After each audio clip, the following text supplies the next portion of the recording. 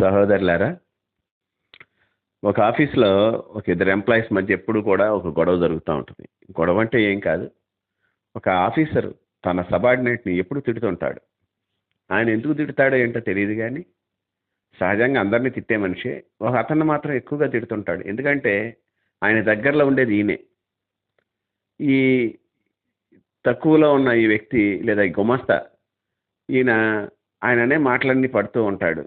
చాలా ఓర్చుకుంటుంటాడు. అప్పుడప్పుడు బాధ అనిపిస్తూ ఉంటుంది. ఒకరోజు ఫైల్స్ మొహం మీద విసిరేసి చిచి అని తిడతాడు. ఆ సాయంత్రం అతను ఇంటికి వచ్చి కొంచెం దుఃఖంగా ఉన్నప్పుడు తన భార్య అడుగుద్ది, ఎందుకు అంత బాధపడుతున్నారు అని. ఆఫీసులో ఇట్లా జరిగింది అని చెప్తాడు. ఆఫీసులో సహజమే కదా అని తన భార్య చెప్పినప్పుడు, సహజమే కానీ వాళ్ళ ముఖం మీద ఫైల్ విసిరేసాడు నా మీదకి, ఇట్లా బాధపడతాడు. అయితే వీళ్ళిద్దరికి తెలియకుండా ఈయనకు ఒక ఇద్దరు యవనస్తులైన కుర్రోళ్ళు ఉంటారు, పిల్లలు. ఆ కుర్రోళ్ళిద్దరూ ఈయన తండ్రి చెప్పే మాటలు విని కోపం తెచ్చుకొని ఆ ఆఫీసర్ ఎక్కడ ఉంటాడు ఏంటి అని చూస్తుంటారు. అయితే ఈలోపు వీళ్ళ నాన్న చెప్తాడు, ఏముంది ఇంకొక 2 ఏళ్లలో ఆయన రిటైర్డ్ అయిపోతాడు, ఒక 2 ఏళ్ళు ఓర్చుకుంటే అంతా సమంగానే అయిపోద్ది, ఓ 2 ఏళ్ళు ఓర్చుకుందాము అంటుంటాడు. కానీ ఈ కుర్రోళ్ళు వాళ్ళ నాన్నకి చెప్పకుండా ఆ ఆఫీసర్ ఇల్లు అవి కనుక్కొని మాటేసి వాళ్ళ తోటి కుర్రోళ్ళందరినీ తీసుకొని ఒకరోజు ఆయన బయటికి ఒక్కడే వచ్చినప్పుడు అందరూ కలిసి కొట్టి బాగా గాయపరుస్తారు. దురదృష్టవశాత్తు వీళ్ళు కొట్టిన దెబ్బలకి ఆయన చచ్చిపోతాడు. పోలీసులు కేసు అవుద్ది. పోలీసులు ఎంక్వైరీ చేసి ఎవరినో పట్టేసుకుంటారు. ఆ కుర్రోళ్ళందరినీ పోలీస్ స్టేషన్లో పెట్టి కొడితే ఆ కుర్రోళ్ళందరూ ఈ కుర్రోళ్ళు దెమ్మంటే వచ్చామని, ఈ కుర్రోళ్ళు ఎందుకు వచ్చారు అంటే మా నాన్న తిట్టాడని మేము కొట్టామని, అవన్నీ తిప్పి చివరికి ఎట్లాంటి కేసు పెడతారంటే ఆఫీసులో జరిగిన గొడవకి ఇతను ఇద్దరు పిల్లల్ని ప్రేరేపించి ఆ ఆఫీసర్ని చంపేయమని చెప్పి కొడుకులు పంపించినందుకు ఇతను సస్పెండ్ చేసి ఇతన్ని జైల్లో పెడతారు. మనకు ఒక్కోసారి రోషం వచ్చినప్పుడు ఆ రోషాన్ని బట్టి ఎట్లా ప్రవర్తిస్తున్నాం అనేది కూడా ఆలోచించుకోవాలి. ఒకవేళ ఈ పిల్లలు ఒక 2 ఏళ్ళు ఆగినట్లయితే ఆ ఆఫీసర్ వెళ్ళిపోయేవాడు. ఆగలేకపోయారు. చాలాసార్లు మన రోషము, మన కోపము, మన ఆవేశం అనర్థానికే కారణమవుతుంది. రోషము ఉండవలసిన రీతిలో ఉండాలి. దేవుడు కూడా రోషం కలిగిన దేవుడే. మన నిమిత్తం ఆయన రోషం తెచ్చుకునే దేవుడు. రోషం తెచ్చుకున్నాడు కాబట్టి మనం ఇంకా నిలబడి ఉన్నాం. అట్లా మనల్ని నిలబెడుతూ తన కొరకు జీవింపచేస్తున్న మన ప్రభువు రక్షకుడైన యేసుక్రీస్తు వారి గణనామందు తండ్రి అయిన దేవునికి స్తుతులు, స్తోత్రాలు, వందనాలు, కృతజ్ఞతాస్తుతులు చెల్లిస్తున్నాను. ఆయన ఘనమైన నామాన్ని బట్టి భూమి మీద విస్తరిస్తూ వర్ధిల్లుతున్న మీకు కూడా క్రీస్తు వారి పుణ్యనామంలో శుభములు, వందనములు తెలియజేసుకుంటున్నాను. సహోదరులారా, స్నేహితులారా, మీరందరూ క్షేమంగా ఉన్నారు కదా? మరొక రోజు మీతో కలిసి దేవుని వాక్యం ధ్యానం చేయడానికి ప్రభు మనకిచ్చిన కృపను బట్టి ప్రభువునందు ఆనందిస్తూ స్తుతిస్తూ నేటి వాక్య ధ్యానాన్ని యోవేలు గ్రంథము 2వ అధ్యాయము 18వ వాక్యం నుండి ధ్యానం చేస్తాం. యోవేలు గ్రంథము 2వ అధ్యాయం 18వ వచనం. అప్పుడు యెహోవా తన దేశమును బట్టి రోషము పూని తన జనుల ఎడల జాలి చేసుకొనెను. మరొకసారి చదువుతాను. అప్పుడు యెహోవా తన దేశమును బట్టి రోషము పూని తన జనుల ఎడల జాలి చేసుకొనెను. రోషము, జాలి రెండు ఒకేసారి కనిపిస్తాయి ఈ వాక్యంలో మనకి. సహజంగా ఈ మాటలు రెండు భిన్నమైన మాటలు. ఇక్కడ ఏం అంటున్నాడు, మీరు నా దగ్గర తిరిగి రావాలి. యోవేలు గ్రంథం గురించి మాట్లాడాలంటే ఈ యోవేలుతో దేవుడు ఏం చెప్తున్నాడంటే, యాజకులు మంటపానికి బలిపీఠానికి మధ్యలో నిలబడి కన్నీళ్లు విడుస్తూ ప్రార్థన చేసుకు, అయ్యా నీ ప్రజల పట్ల జాలి చేసుకోమని కానీ మీరు ప్రార్థన చేస్తే అన్ని జనులు మా గురించి వాళ్ళ దేవుడు ఏంటి వాళ్ళని చూడలేదు అనుకుంటాడయ్యా అని మీరు మొరబెడితే అప్పుడు నీ దేవుడైన యెహోవా దేశాన్ని బట్టి, అంటే ఇశ్రాయేలు దేశాన్ని తిరిగి ఆ తినివేసిన పంటలు నవ్వటానికి, ఆ క్షామాన్ని తీసివేసి క్షేమాన్ని దయచేయడానికి దేవుడు చేయవలసినవన్నీ చేస్తానికి సిద్ధపడి రోషం పూని మీ దగ్గరకు వస్తాను అంటున్నాడు. సహోదరులారా, మన దేవుడు రోషము కలిగిన దేవుడు. మన దేవుడు దహించు అగ్ని అయిన దేవుడు. మన దేవుడు తన యొక్క కోపాగ్ని చేత చెత్తవలే ఇతరులను దహిస్తాడు అని ఫరో దగ్గర నుంచి బయటకు వచ్చినటువంటి ఇశ్రాయేలు జనాంగము ఎర్ర సముద్రం దాటిన తర్వాత ఆయన మీదకి లేచి వారిని చెత్తవలే తన కోపాగ్ని చేత దహించి వేస్తాడు అని చెప్పి వాళ్ళు పాడటం మొదలుపెట్టారు. కనుక రోషము, కోపము అనేది వచ్చినప్పుడు మనం కూడా కొంత టెంపర్కి ఫీల్ అయ్యి ఎదుటి వాళ్ళ మీద విరగబడిపోవటం, కొట్టేయటం, తిట్టేయటం లాంటివి చేస్తాం. ఇది మన సామర్థ్యాన్ని బట్టి ఉంటుంది. ఇక్కడ మీరు గమనించాల్సిన అంశాలు 2 ఉంటాయి. ఒకటి, మీకు ఒక్కోసారి కోపం లేదా రోషం వచ్చినప్పుడు ఆ రోషాన్ని బట్టి వెళ్ళి ఎవరినన్నా కొట్టాలనుకున్నప్పుడు ఆడు మనకన్నా బలాఢ్యుడయిండి వాడొక్క దెబ్బకి కొడితే మనం చచ్చిపోతామని తెలిసినప్పుడు మన రోషం అంతా అణుచుకొని వచ్చి ఇంట్లో వాళ్ళ మీద చూపిస్తుంటాం. అంటే కొందరు, మీరు కాదు. ఇంకొక రోషం ఎలా ఉంటుందంటే వెళ్తాము, ఆడు కొంచెం ఆ, ఆ, అణగారిన వాళ్ళు లేదు బలహీనులు, మనం ఎన్నన్నా పడినోళ్ళు అయితే తెగ రోషం వచ్చేస్తుంటుంది కాళ్ళ మీద. దేవుని రోషం అట్టిది కాదు. భక్తులు చూపించిన రోషం అట్లాంటిది కాదు. మీరు గమనించినట్లయితే కర్మేలు పర్వతం మీద తన రోషాన్నంతా దేవుని చిత్తానుసారంగా కనపరిచినటువంటి ఈ మాట మీరు ధ్యానించాల్సిందే. కర్మేలు పర్వతంపై తన రోషాన్నంతా దేవుని చిత్తానుసారంగా కనపరిచినటువంటి ఏలియా తనకంటే బలమైనటువంటి ఆహాబుని ఎదుర్కొని చాలా అద్భుతాలు చేసి ఆహాబు భార్యని యెజెబెలు పంపించినటువంటి ఒక డెత్ వారెంట్కి, ఒక హెచ్చరికకి యోధా అరణ్యంలోకి వచ్చేసి బదరీ వృక్షం కింద పడుకుంటాడు.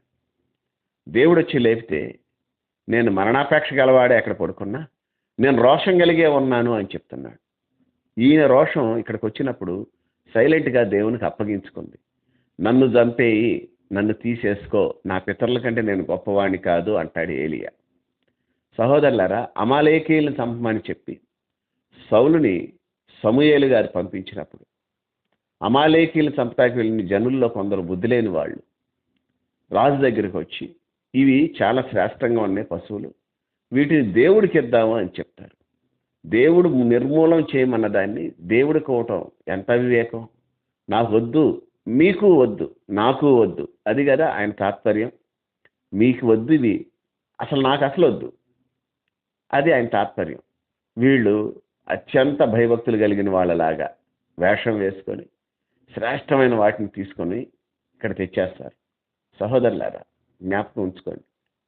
అప్పుడు సమూయేలుకు కోపం వచ్చి అతను చేసినటువంటి పనిని బట్టి ఒక మాట రాస్తాడు అక్కడ గ్రంథంలో. ఒకసారి తీయండి, సమూయేలు మొదటి గ్రంథము 15వ అధ్యాయము 11వ వాక్యంలో దేవుడు చెప్తాడు, సౌలు నేను రాజుగా నియమించినందుకు పశ్చాత్తాపడుతున్నానంటే, సమూయేలు కోపావేశుడై రాత్రంతా కూడా వెళ్ళి ఆ సౌలు ఎక్కడున్నాడా, మనుషులు ఎక్కడున్నారా అని చంపడానికి ప్రయత్నించలేదు, వెళ్ళి మనుషుల మీద పడిపోవటానికి ప్రయత్నించలేదు, జుట్టు పట్టుకొని లాక్కొచ్చి కొట్టడానికి ప్రయత్నించలేదు. కానీ సౌలు కోపావేశుడై రాత్రంతా యెహోవాకి మొరపెడుతూనే ఉన్నాడంట. రాత్రంతా దేవునికి ప్రార్థన చేస్తూనే ఉన్నాడంట. నీ రోషం ప్రార్థనలో కనిపిస్తే ఎంత మేలు! నీ రోషం ఇట్లా కనిపిస్తే ఎంత మంచిది!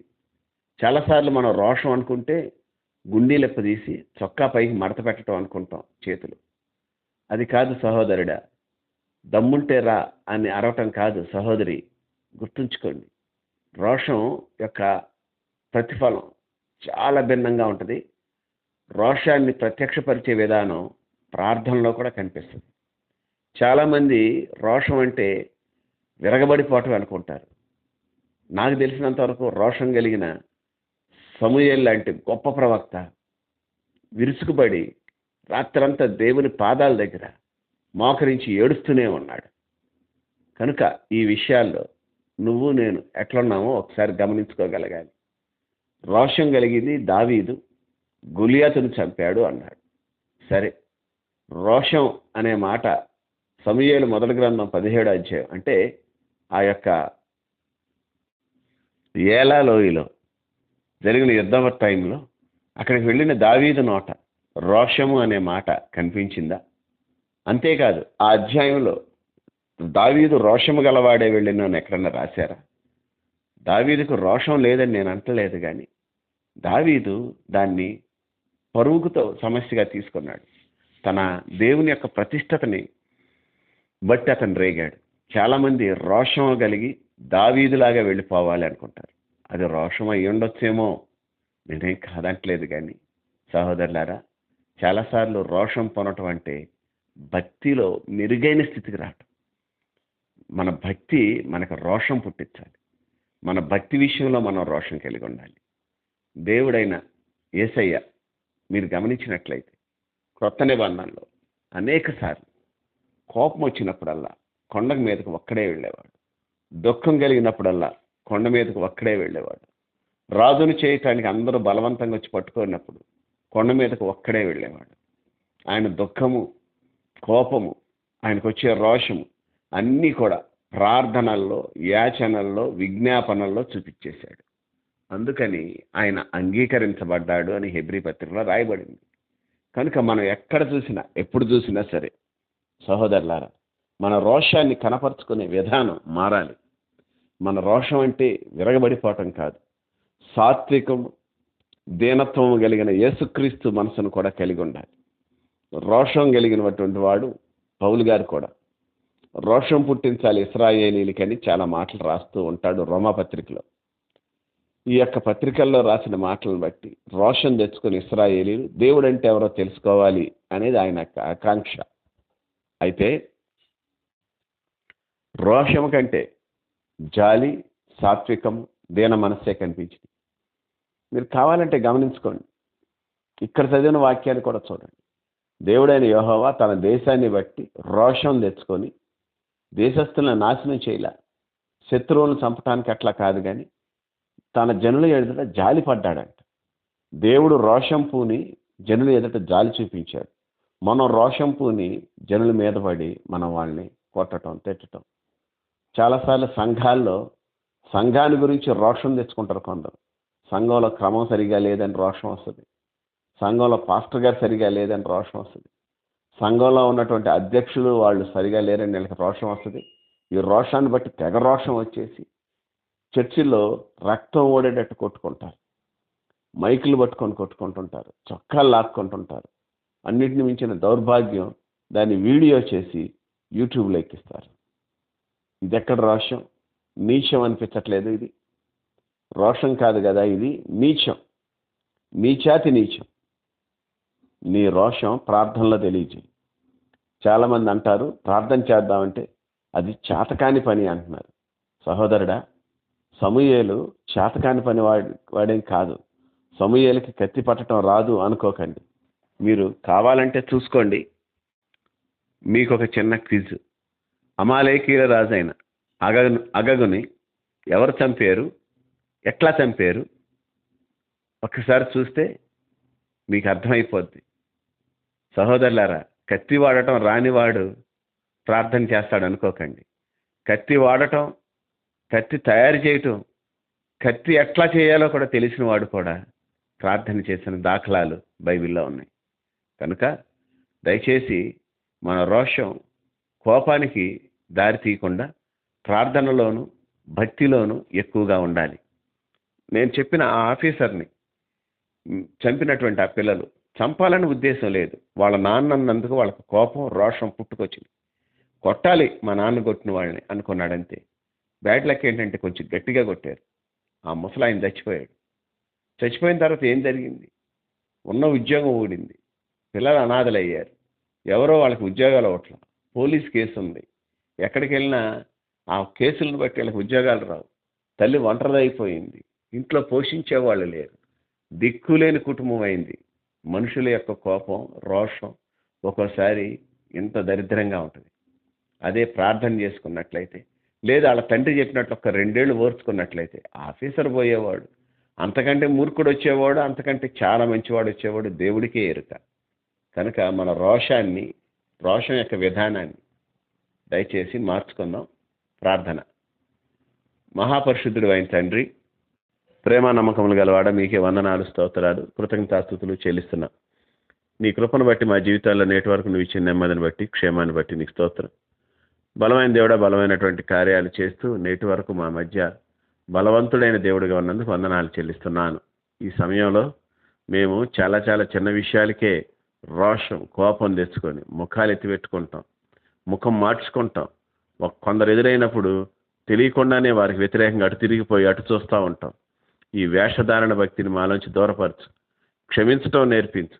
మాకు వచ్చిన రోషం జాలి చూపించే విధంగా ఉండటానికి కృప చూపించు. నీకు కృతజ్ఞతలు చెల్లిస్తున్నాను నా ప్రభా. మాకు వచ్చే రోషం ప్రార్థనలో మోకాళ్ళు వేయటంలో చూపించడంలో కృప చూపించు. మాకు వచ్చే రోషం నీ సన్నిధిలో సాగిల పట్టడంలోనూ, నీ వాక్యాన్ని ధ్యానిస్తూ నీ దగ్గర నుంచి ప్రత్యుత్తరం తెచ్చుకుంటంలోను నాయన కనపరచడానికి కృప చూపించు. మా రోషం కోపయుక్తమైనది, మా రోషం కట్టలు తెంచుకునేదిగా ఉండక, మా రోషం నీ సన్నిధిలో కనపరచబడేదిగాను, నీ దగ్గర నుంచి ప్రతిఫలం తెచ్చుకునేదిగాను, మేము ఆశించింది రానున్న దినాల్లో చూసేటట్లుగాను మమ్మల్ని ఆశీర్వదించమని, అట్లా మార్చగలిగిన దేవుడికి, సమస్తము చేయగలిగిన దేవుడికి, అసాధ్యము అనేది ఏదీ లేని దేవునికి, మా ప్రభువును రక్షకుడైన యేసుక్రీస్తు వారి పుణ్యనామమున కృతజ్ఞతాస్తుతులు చెల్లించి వేడి బ్రతిమాలుకొనుచున్నాము తండ్రి. Amen, amen, amen.